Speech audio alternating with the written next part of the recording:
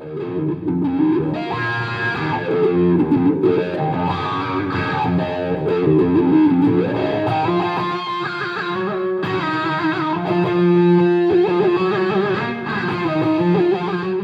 this is Joe Satriani, and this is the Big Bad Wah.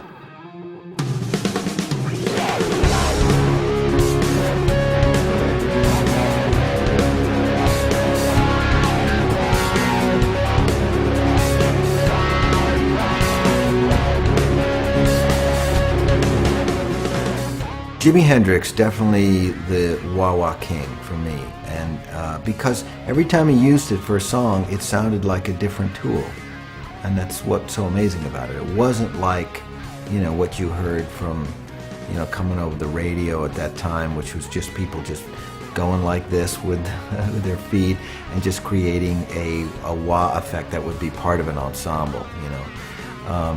It was like he used it to tell a story, to add a new dimension to this thing he was doing, and it made the thing work. And you could tell that he wasn't just tapping his foot or you know, or working the pedal to time. He was playing with it, and it was specific to the notes he played, to the rhythm that he was using with his right hand or his left hand, my right hand in this case, and not many players did that, but to me, when he used it, it became more than a wah-wah pedal. It was just an extension of the music.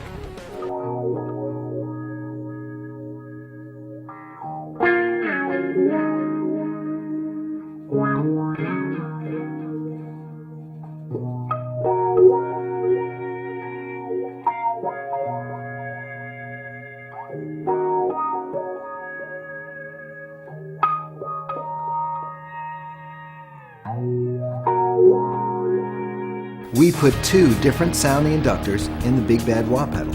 The Big Bad Wah is a wah-wah pedal with two inductors and two separate stages that maybe has, you know, I don't know, I think I did the math once, 7, 8, 9 different combinations. They're the most important ones. Classic with up to 10 dB of boost, modern with the same gain variations available, and then of course the different EQ that you've got. And when you put them all together, you've got a very interesting wah-wah pedal that someone can use and flip the switches all during their gig, or they can set it and forget it if that's the way they like it. There's a toggle switch to get you into wah 2 mode. In wah 1, you have the choice of the classic VOX inductor or the more modern inductor. When you go into wah 2, you still have the choice of inductors. You have two additional features. One is no to up to 10 dB of gain boost, which is great for driving an amp that doesn't already have gain in it.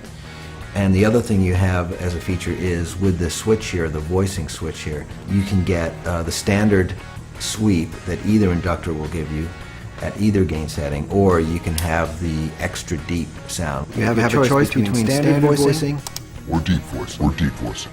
It's been tailored, I think, better than any other manufacturer's version of the extra low sweep. I think we've narrowed in on what's truly useful, and we've gotten rid of all the extraneous low-end stuff that just drives your amp crazy. And so you can have that set up, let's say gain boost plus you know, the extra low sweep, have that set up in wah 2, so while you're playing with wah 1, you could step on the button and it switches to it, or you could just have that ready to go so that when you do step on the wah-wah, you're instantly there.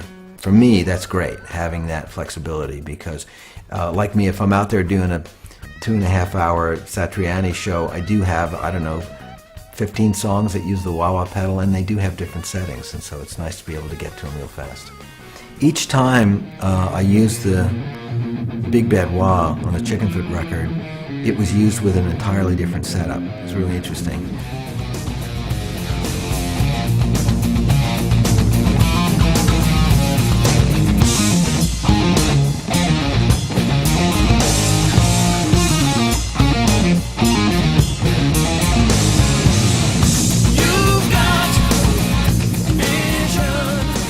It was a bit of a joke, right, that Joe had his own pedals, you know, and they'd be saying, hey, what's that pedal over there, and I'd joke, hey, it just happens to be a Joe Satriani pedal, But it did happen exactly where I was fooling around adding another track, and I plugged in the wah-wah pedal, and people would come in the room and go, well, that's really nice, what is that, And they weren't joking. It wasn't like the joke, like, hey, Joe, pick up your pedal, It was like, no, what was that? Because everybody wanted to get one of those too because it sounded so good.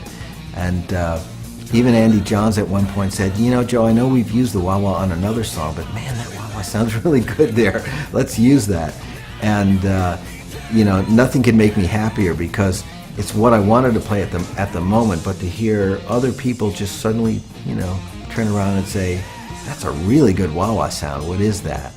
And it was, I was using wah 1. It wasn't like I had all the special settings going. It was just the JS Big Bad Wah setting number 1. And I was just playing it straight into an amp, and it made the tracks happen. So to me, that's the best anecdote.